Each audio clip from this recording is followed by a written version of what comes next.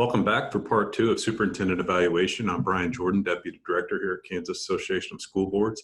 In part two, we're going to spend our time today talking about what we need to focus on in the superintendent evaluation process, and then also spend a little bit of time talking about how we actually utilize a reliable and valid process to evaluate our superintendent. So let's start off talking a little bit about what we need to focus on within our superintendent evaluation process.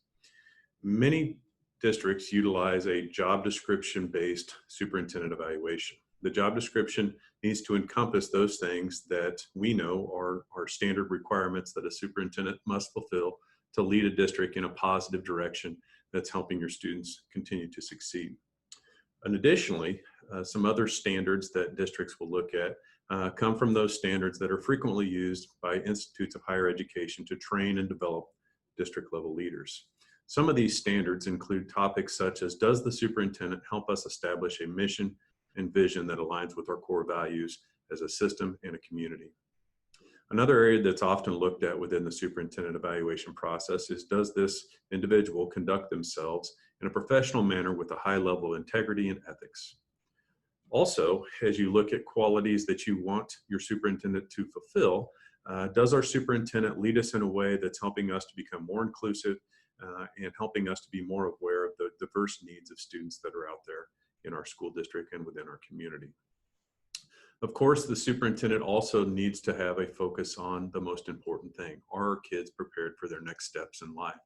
So are there processes established within our district that allow us to continue to improve and better prepare our students as they transition away from us into their next step in life, whether that's higher education, whether that's a career or a trade school? Are we preparing our students for their next steps?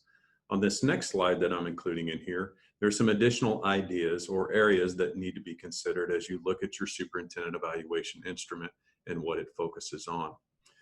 Does our superintendent really understand curriculum, instruction, and assessment, how those pieces have to be aligned, and how teachers have to continually be working on alignment of that curriculum, continuing to improve their instruction within the classroom, doing a good job with the assessments to measure and determine if the curriculum is meeting the students' needs.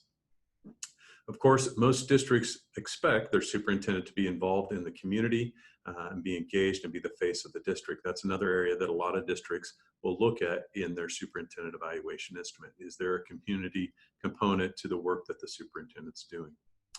Additionally, there's some other areas that could be considered in your superintendent evaluation instrument, such as how does the superintendent do with helping us on the operations and finding efficiencies and ensuring that our budget is aligned with where we want to go as a system.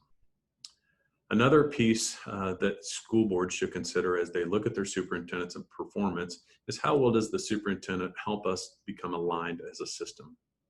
The graphic that you see here comes from some research done by McCrell International and focuses on what 5 areas of the district matter most for ensuring that all students are prepared for their next steps in life.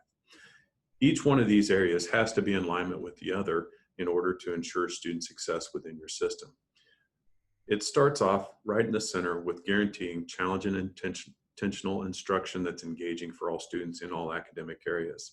Then we transition into, does our superintendent help define and develop different pathways for students to transition as they progress through the school district? The next area as you progress outward is preparing the whole child. So as we look at students entering our school district, we know that there's gaps that students have that are non-academic. For example, when students arrive in kindergarten, there's already groups of students in that class that are ready to read. They have letters and numbers and an awareness of what those mean. But you also have students in that kindergarten class that have some needs that aren't necessarily academic, but are more on the developmental side or social emotional developmental needs. Have we built a system that aligns to supporting those needs? The next area out, kind of in the black band that you see around the right-hand side of the graphic, is, does our superintendent lead our system in creating a culture that allows for high-performing schools? What we mean by that is, does our superintendent help define a culture and a structure that allows the leaders of those buildings within the system to understand where they need to lead their staff, where they need to focus their efforts on improvement to ensure that our district is aligning as we move forward, and that staff have a voice and staff understand how they play a key role in the continual improvement of our district. And then finally, the outside band on the left-hand side of this graphic really gets at, does our superintendent help us analyze and look at information and data so that we can replicate successes and repeat those things that we know are having a positive impact on our students? Or are we looking at quality information, have a process established to make adjustments to what we need to do to meet our student needs? I'm going to take a moment here and ask you to pause the video and pull out your superintendent evaluation instrument and consider, does it focus on standards that we know are vital for improving systems, and or are there components within that superintendent evaluation instrument that really look at how much work has been done around the alignment of our entire district?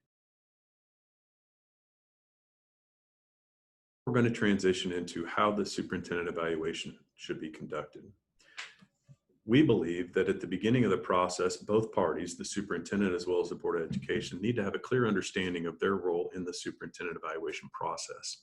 You can see from the graphic up here, what are some fundamental pieces that each party needs to understand and be able to do to have an effective superintendent evaluation process.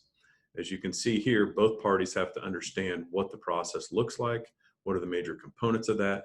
Superintendent, moving down the list on the chart here, the superintendent needs to put time and energy into doing a thorough self-assessment, really thinking about where they're going to spend their time and energy as they try to lead your district forward.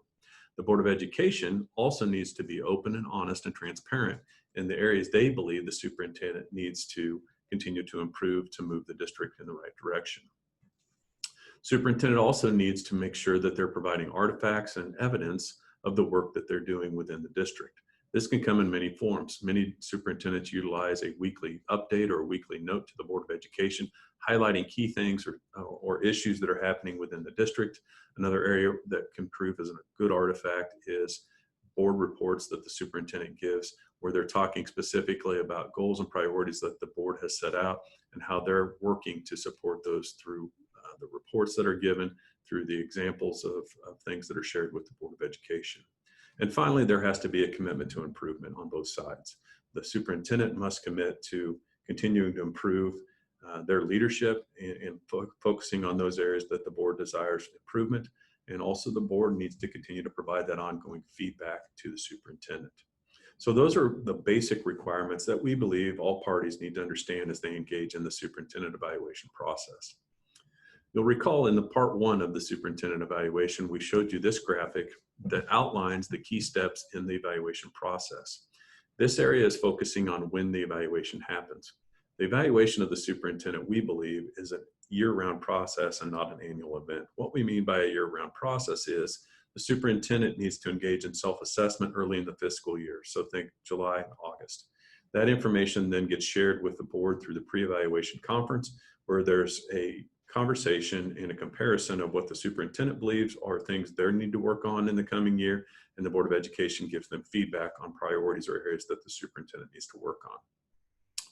In step 3 of the cycle that you see on the screen, the superintendent's going about their daily job. They're sharing information with the board through weekly updates, giving board reports, asking people to come and present to the board to show the board the work that's happening within the system to hopefully improve the system for all students. Finally, down in step 4, the Board of Education takes the instrument that's been designated, and each board member does an independent evaluation of the superintendent on that instrument. In step 5, the Board of Education comes back together with those individual ratings and compiles those into a final evaluation document that gets shared with the superintendent. At this point in the process, we believe that the Board of Education needs to come together as a board without the superintendent in the room first, compile those results into a document that somehow reflects all board members' beliefs of how that superintendent performed, and then that gets shared with the superintendent there in step 5. After step 5 has been completed, then the superintendent needs to take the feedback from the board and adjust their personal goals and priorities for the next year. So here's an example that we talk about, like in step 5, where each board member has their opinion or their ideas represented as that final evaluation gets shared with the board, or excuse me, with the superintendent. So what you're looking at here is a way to minimize the outlying ratings that often will emerge if there's disagreement on the superintendent's performance. What you're looking at up here is an example of the different ratings that the Board of Education has compiled based on the independent ranking. Component 1 over here on the left-hand side, for example, could be school improvement efforts. As you can see, as you look across the chart, you had 1 board member rank the superintendent developing, 2 in proficient, and then 4 had them in accomplished. In this process, we believe that the most accurate way to reflect the overall performance of the superintendent in that given area would be to take the median score. We believe the most accurate way to score the overall performance of the superintendent is to utilize the median score. When utilizing the median score, you're taking the center score or the middle score out of the 7 ratings that were given. So for example, on component 1, the superintendents would be accomplished because as you count from the left or you count from the right, either direction, the middle score lands in the accomplished category. Again, this is a process you can use to minimize outlier rankings of overrating somebody or underrating somebody. When you use an average, the numbers that are associated with the overrating or the underrating can skew where that middle is. That's why we recommend using the median score.